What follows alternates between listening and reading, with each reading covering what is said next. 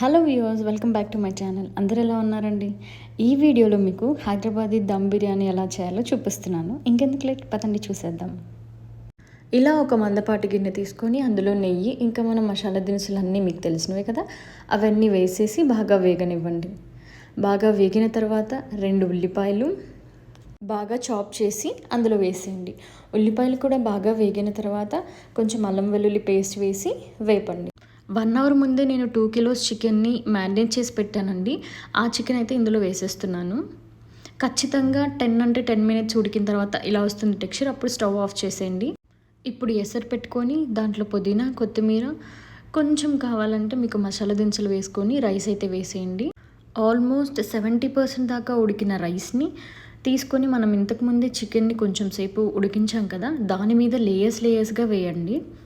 ఇలా ఒక 10 మినిట్స్ ముందుగా చికెన్ ఉడికిస్తే చాలా బాగుంటుందన్నమాట.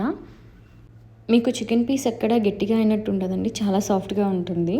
రైస్ అంతా ఇలా వేసుకున్నాక కొంచెం పుదీనా, కొత్తిమీర, ఇంకా అలాగే కాజు, ఫ్రైడ్ ఆనియన్స్ కూడా వేసేసిన తర్వాత కొంచెం నెయ్యి, అలాగే పసుపు నీళ్ళు అక్కడక్కడ చల్లానండి మంచి కలర్ కోసం. ఇప్పుడు స్టవ్ వెలిగించి ఒక పాత ఐరన్ ప్యాన్ పెట్టానండి. నేను దాని మీద ఈ దమ్ అంతా చేద్దాం అనుకున్నాను.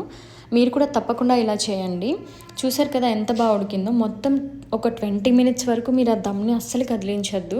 మీకు చాలా బాగా కుక్ అవుతుంది అనమాట. చూసారు కదా ఎంత పొడి పొడిగా వచ్చిందో బిర్యానీ. చూడండి ఆ పీస్ కూడా ఎంత జ్యూసీగా ఉందో. మీరు తప్పకుండా ఇలా ట్రై చేయండి.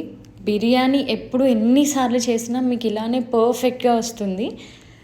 మీకు ఈ వీడియో నచ్చితే please do like, share and subscribe. Thank you for watching.